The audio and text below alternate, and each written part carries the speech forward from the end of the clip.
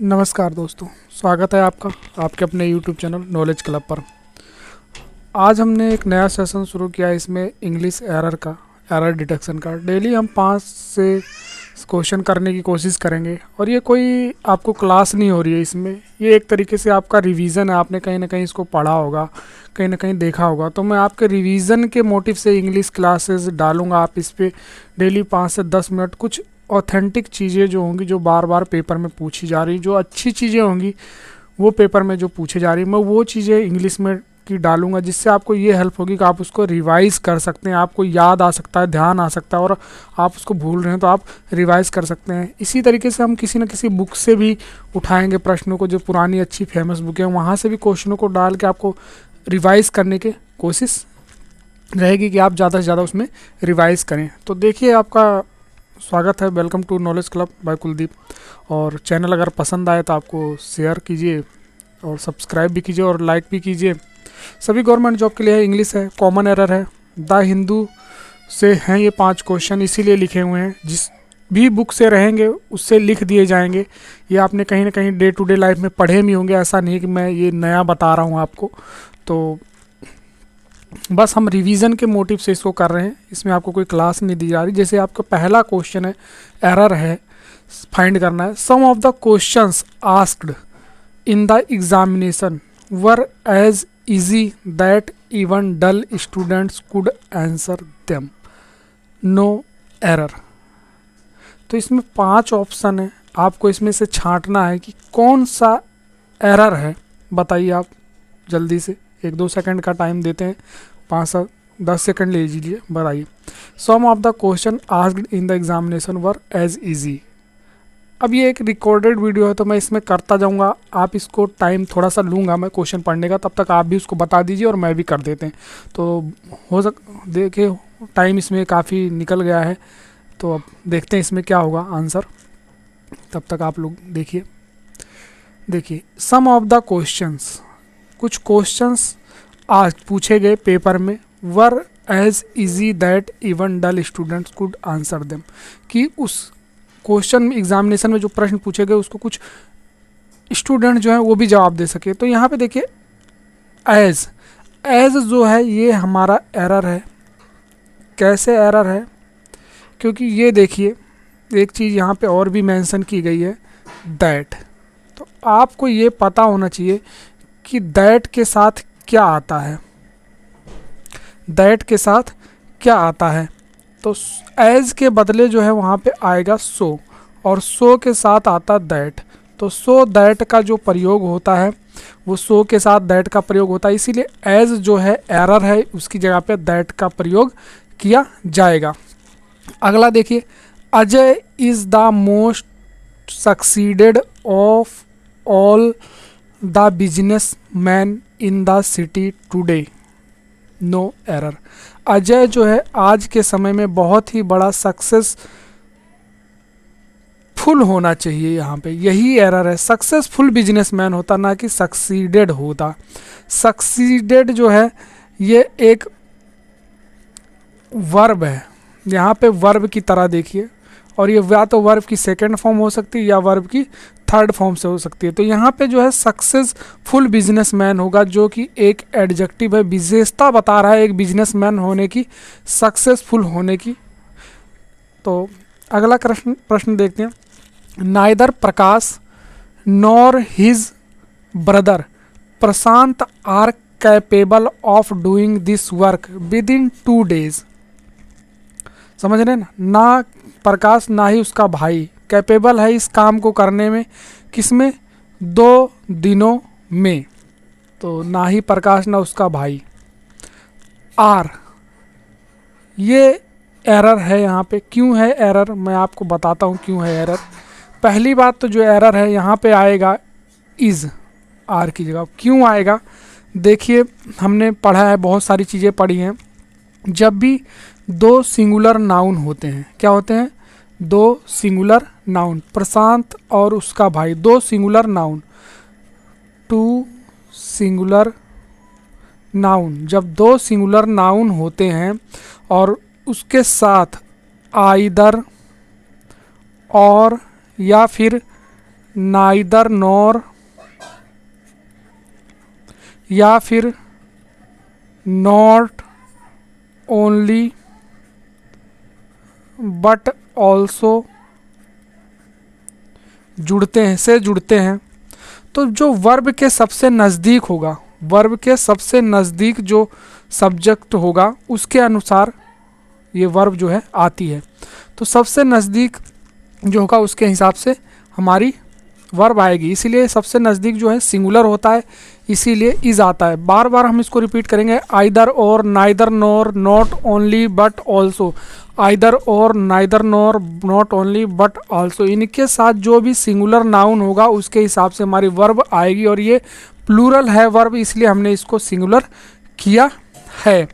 जैसे कि एक उदाहरण ले लो, neither Ram nor Shyam was here, neither Ram nor Shyam was here, ठीक है ना। पास वाला जो सब्जेक्ट है उसके हिसाब से, श्याम एक है सिंगुलर, इसलिए सिंगुलर वर्ब हमने यहाँ पे यूज़ की है। आप लोग देख सकते हैं सिंगुलर वर्ब हमने वाज इस्तेमाल किया है। अगला जो प्रश्न है देखिए, द पुलिस, ये एक ही सेंटेंस है, ये ऐसा कुछ नहीं है इसमें। The police succeeded in a recovering the stolen jewellery after a detailed investigation. Police जो है कामयाब हो गई है, सक्सेस हो गई है रिकवरी करने में जो कुछ भी ज्वेलरी चोरी हुई थी एक डिटेल इन्वेस्टिगेशन के बाद। तो बता सकते हैं आप यहाँ पे क्या एरर होगा, यहाँ पे कोई एरर नहीं है। ये बहुत ही महत्वपूर्ण चीज़ है, हमको याद ज़्यादा से ज़्यादा ये भी ध्यान रखना, ये हमारी एक टेस्टिंग है, क्योंकि हम ये सोचते हैं कि सेंटेंस दिया है तो हर एक में एरर ही दिया होगा, ऐसा नहीं है, कहीं पे नो एरर होगा। और यही हमें सबसे ज़्यादा यही टेस्ट करता है कि अगर जो ये पता लगा गया तो वो समझ जाओ कि वो समझ गया है कि चीज़ें कहाँ पे क्या दी हुई हैं। अगला है no sooner, no sooner I received the telegram from Avinash that I started contacting my friend on phone. कह रहा है नो सूनर आई रिसीव्ड, मैंने कोई भी टेलीग्राम रिसीव नहीं किया अविनाश से, then I start contacting my friend on phone, तभी मैंने स्टार्ट किया अपने फ़ोनों को, अपने दोस्तों को कांटेक्ट करना। तो यहाँ पे सबसे बड़ी बात है नो सूनर के बाद जो होगा वो होगा हैड। यहाँ पे क्या होगा, no sooner had I received होगा। यहाँ पे क्या होगा, no sooner had I received. यहाँ पे क्या होगा, no sooner had I received the telegram from Avinash. तो नो सूनर के बाद क्या आएगा, हैड आएगा। नो सूनर के बाद हम किसका प्रयोग करेंगे, हैड का प्रयोग करते हैं। नो सूनर के बाद किसका प्रयोग करते हैं, हैड का प्रयोग करते हैं। इसी नो सूनर के बाद हम डिड का भी प्रयोग करते हैं। बस डिड में एक केस है, जैसे ये रिसीव्ड है यहाँ पे हैड आएगा तो रिसीव्ड आएगा, उसी तरीके से अगर नो सूनर के बाद डिड आएगा और इस रिसीव को हम बदल के रिसीव करेंगे, ना कि रिसीव्ड रहने देंगे, क्या होगा, ये रिसीव हो जाएगा, रिसीव का प्रयोग करेंगे। इसमें कुछ चीज़ें हैं जैसे ध्यान देनी है। नो सूनर, हार्डली, ये पहचाने हुए वर्ड हैं, आपने इसको कहीं ना कहीं जरूर पढ़ा होगा। स्कार्सली, रेयरली, सेल्डम, सेल्डम से शुरू होने वाले वाक्य जो हैं उनके साथ जो क्रिया का प्रयोग सब्जेक्ट के पहले होता है, इनसे पहले जो है अगर ये सब आ रहे हैं, अगर ये चीज़ें आ रही हैं तो याद रखना क्या क्या चीज़ें आ रही हैं, no sooner, hardly, scarcely, seldom. तो इनसे पहले जो भी सब्जेक्ट आएगा, इनसे पहले जो भी सब्जेक्ट आएगा उससे पहले क्या आएगा, उसके अनुसार सब्जेक्ट के अनुसार होता है क्या, वर्ब। तो सब्जेक्ट के अनुसार क्या होगा, सब्जेक्ट के अनुसार जो होगा हमारा वर्ब होगा, सब्जेक्ट के अनुसार जो हमारा वर्ब होगा। जैसे कि अगर मैं एक उदाहरण दूं छोटा सा, नाइदर, जैसे कि एक और है, सी हार्डली कम्स टू मी। तो इससे पहले जो सब्जेक्ट है सी, इसके हिसाब से हमने क्या लिया है, वर्ब लिया है। ये क्या है, सिंगुलर है, इसीलिए हमने इसको यहाँ पे वर्ब लिया है, ठीक है ना। और क्या हो सकता है, एक और लिखते हैं, hardly she comes to me.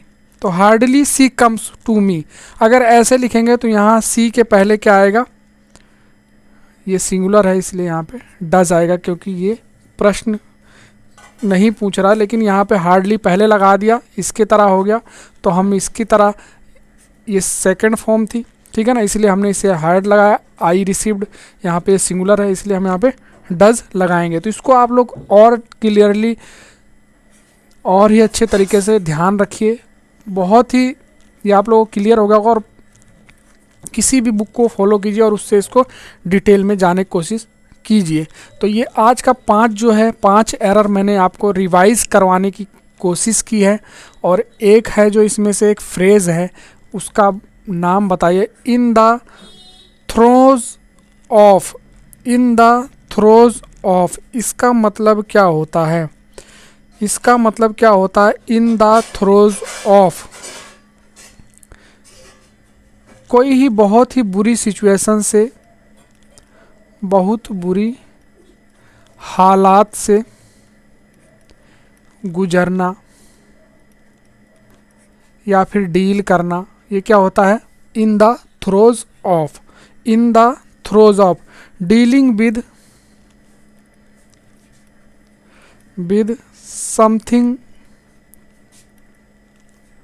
Very difficult, बहुत ही कठिन या फिर बहुत ही पेनफुल, दर्द भरी सिचुएशन हो या कंडीशन हो, या कोई काम, जैसे कहते हैं in the middle of doing, in the middle of doing भी इसी को कहते हैं, बहुत बुरी सिचुएशन से गुजरना, in the middle of doing. तो आज के लिए इतना ही था करंट अफेयर कॉमन एरर में इंग्लिश के। हम फिर लेके आएंगे आपके लिए रिवीजन क्लासेस इंग्लिश के कॉमन एरर की, और हो सकता है कुछ दिनों में हम idiom phrase, one word substitution और सिनोनिम्स एंटोनियम्स के वीडियोस भी आपके लिए लेकर आएँ। जल्दी ही कोशिश करेंगे उसको हम बनाएं। और रिवीजन क्लास होगी, हो सकता है वो किसी बुक, पैरामाउंट बुक की हो सकती है, वो किसी की ब्लैक बुक की हो सकती है, SP बक्सी की हो सकती है, बड़ी बड़ी किताबों की हो सकती है, और लेकिन उस पर लिख दिया जाएगा जो भी आपको रिवाइज किया जाएगा, जिस बुक का रिवीजन हम करेंगे। तो आज के लिए इतना ही, तब तक के लिए थैंक यू, नमस्कार।